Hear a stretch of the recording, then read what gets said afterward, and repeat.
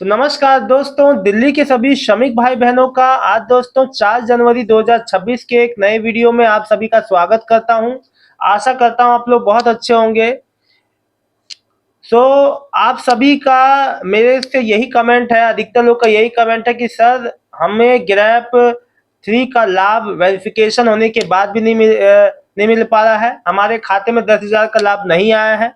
हमने वेरिफिकेशन जो खुद से जाके करा लिया, हमें कॉल आया था, कॉल के जरिए वेरिफिकेशन हो रहा है। तो देखिए, एक बात आप सभी को मैं बताना चाहता हूं कि जानकारी के अभाव में ये समस्याएं देखने को मिल रही हैं। और मैं आपको एक बात और क्लियर कर दूं कि लाभ सभी को मिलेगा, बस रजिस्ट्रेशन और वेरिफिकेशन ही जरूरी है। ये दो चीज करवाना है और आपको लाभ पाना है। ग्रैप 3 का मिलेगा और ग्रैप 4 का भी जितने दिनों की काउंटिंग जब तक खत्म होगा ग्रैप 4 का भी लाभ मिलेगा। तो इसीलिए आपको रजिस्ट्रेशन है तो वेरिफिकेशन जरूर कराना है, अगर रजिस्ट्रेशन नहीं है तो रजिस्ट्रेशन और वेरिफिकेशन दोनों आप लोगों को कराना है। इस बात का ध्यान रखें। है ना, रिन्यूअल करा लिया आपने, वेरिफिकेशन करा लिया तो आपका लाभ जरूर आ जाएगा, है ना। तो हर चीज आपको कराना है अगर आपको लाभ पाना है तो। और देखिए, एक बात आपको मैं सीधी सीधी बता दूं कि अगर आपको कार्यालय में मान लीजिए एक दिन में काम नहीं होता, आप लोग एकदम से हार मान लेते हैं हमारा काम हो ही नहीं रहा है।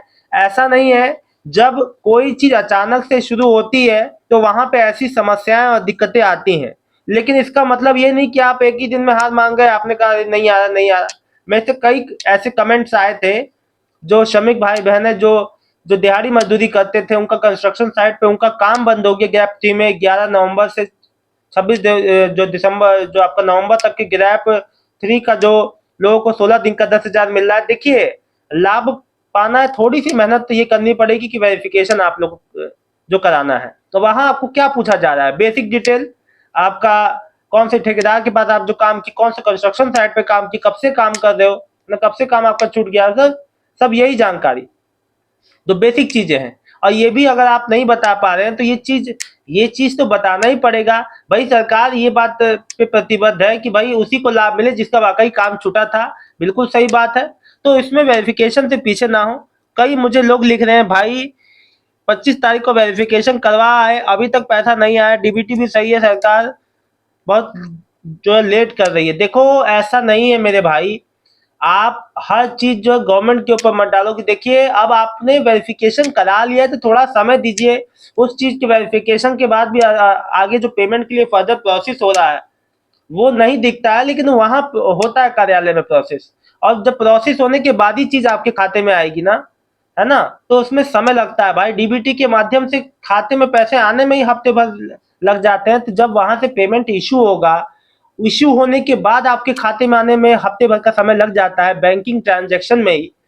केवल अब केवल जब मान लो जब गवर्नमेंट इशू करती पेंशन रिलीज कर, जो सॉरी जो आपका 10,000 का जो लाभ आपको जो आपको मतलब कि भेजती है गवर्नमेंट, वो बैंक खाते में आपके आने तक हफ्ते भर का समय लग जाता है ट्रांजैक्शन में। अब आप कह रहे हैं कि हफ्ते भर में आपको पेमेंट ही चाहिए, तो जब आपने जांच कराया फिर उसमें फर्दर जो प्रोसेस होके जब पेमेंट के लिए आगे बढ़ाया जाएगा, तो उसमें कम से कम मैक्सिमम 7 से 10 दिन का समय तो दीजिए। अभी तो हफ्ता भर ही हुआ है, आप इतनी जल्दी क्यों परेशान हो रहे हैं। तो परेशान नहीं होना है। सभी जितने भी श्रमिक भाई बहन है सबका पेमेंट जरूर आएगा। आप लोग को निश्चिंत रहना है। देखिए, जब पेमेंट आना है तो आना है, इसमें कोई दो राय नहीं है। बस अपना वेरिफिकेशन करा लीजिए। कोई भी अपने नजदीकी श्रम कल्याण बोर्ड के ऑफिस में जाके वहां पे रजिस्ट्रेशन वेरिफिकेशन दोनों हो रहे हैं। ऑनलाइन जो है, ऑनलाइन ऑफलाइन, ऑनलाइन अपना जो मतलब कि आप जो दिल्ली जो श्रम कल्याण बोर्ड की वेबसाइट पे जाके, मैं नीचे उसका लिंक दे रहा हूँ, तो इस वेबसाइट पे जाके आप जो दिल्ली श्रम कल्याण बोर्ड की वेबसाइट पे जाके ऑनलाइन भी रजिस्ट्रेशन करा सकते हैं। वेरिफिकेशन फोन के जरिए भी हो रहा है, सुन लीजिए। फोन के जरिए भी आपको पूछा जा रहा है आपने कहाँ काम किया, कौन से ठेकेदार के पास काम किया। फोन के जरिए भी, भैया प्रदूषण है ज्यादा, लोग घर में रहें, सुरक्षित रहें, आपको कार्यालय ना भागना पड़े, इसलिए सरकार फोन के द्वारा भी वेरिफिकेशन कर रही है। अब सोचिए, युद्ध स्तर पे वेरिफिकेशन चल रहा है। ऐसा नहीं है कि वेरिफिकेशन नहीं हो रहा है, लेकिन मैं समझ सकता हूँ आपकी समस्या ये कि पेमेंट क्यों नहीं आ रहा है। फहद इफ्तिकार जी लिख रहे हैं, मेरा भी नहीं आया अभी। ओके, आ जाएगा भाई, वेट कर लो थोड़ा। कुलदीप सिंह कल आया था लेबर डिपार्टमेंट से, पूछ रहे थे कि क्या काम करते हो। जी बिल्कुल सही बात है, बता दीजिए जैसा भी है। तो जानकारी आपसे ली जा रही है, फिर आपको वेरीफाई करके अभी जो डिपार्टमेंटल वेरीफाई करके उसको पेमेंट की प्रोसीड कर देंगे, आ जाएगा पेमेंट आपका हफ्ते में 10 दिन मैक्सिमम। तो चीजें थोड़ा सा आपको वेट करना पड़ सकता है, इसमें कोई समस्या वाली बात नहीं होनी चाहिए। अंकित जी लिख रहे हैं ये लिख रहे हैं निमड़ी कॉलोनी में वेरिफिकेशन बंद है, हम कहाँ पे जाएं? तो कोई और ऑफिस जो ट्राई कर लो, करमपुरा वाले में चल जाओ, या कोई भी ऑफिस ऐसे अलग अलग जो एक नहीं, जो तमाम तरह के जो कार्यालय है श्रम विभाग के, कहीं भी आप जाके अपना रजिस्ट्रेशन वेरिफिकेशन करा सकते हैं।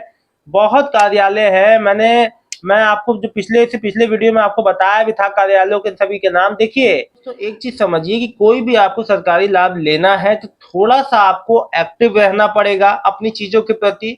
मैंने देखा है कि सभी तरह के अगर कोई पेंशनियर है या कोई ऐसी योजना आती है तो लोग बहुत लापरवाही कर देते हैं। देखिए जब जब गवर्नमेंट ने ये चीज क्लियर कर दी है कि आपको रजिस्ट्रेशन वेरिफिकेशन जो है आपको मैंडेटरी है, आपको जरूरी है कराना है, तो इस चीज से हमें जो परेशान क्यों होना, बहुत ही आराम सरल और हर तरह से वेरिफिकेशन हो रही है। आप वहाँ कार्यालय भी जाके सामने से करा सकते हैं। आपको फोन के जरिए भी, अगर फोन नहीं आ रहा है या आप अटेंड नहीं कर पाए या कोई अन्य समस्या है, तो आप अपने नजदीकी कार्यालय पे भी जा सकते हैं।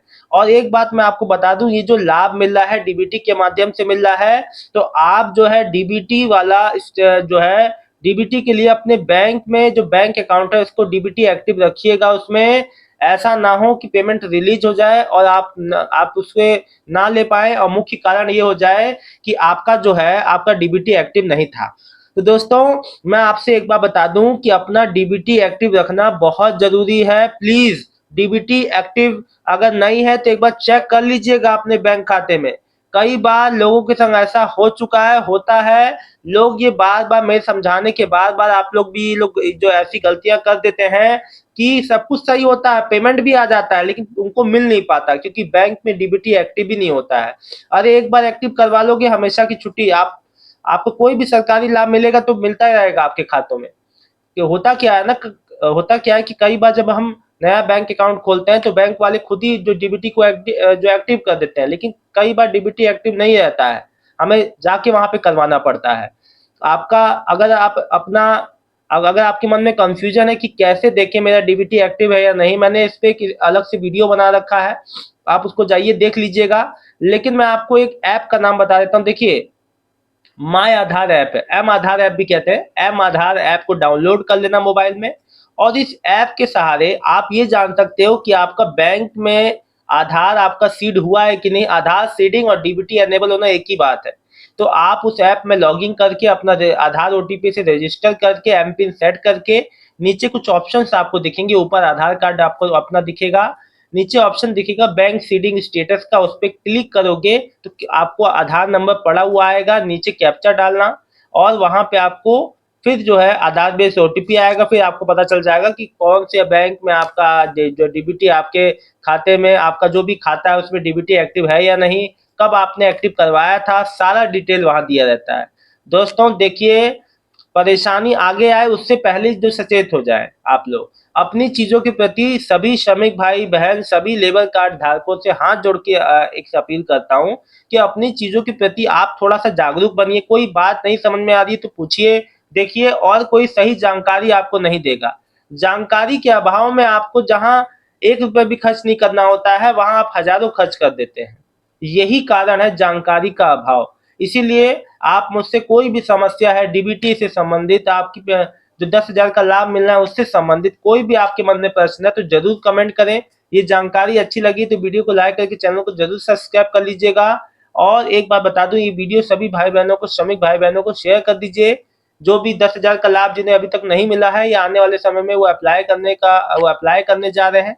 कभी भी अपनी डिटेल गलत मत रखना, अपनी आधार कार्ड की डिटेल सब एक ही जैसा रखा करो।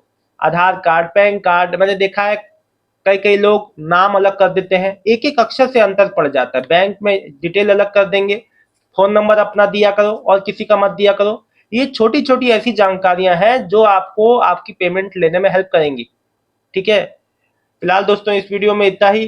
आप सभी को मिलता हूँ एक नेक्स्ट वीडियो में एक नई जानकारी के साथ। तब तक के लिए दिल्ली के सभी श्रमिक भाई बहनों का बहुत बहुत धन्यवाद। आपका दिन शुभ हो।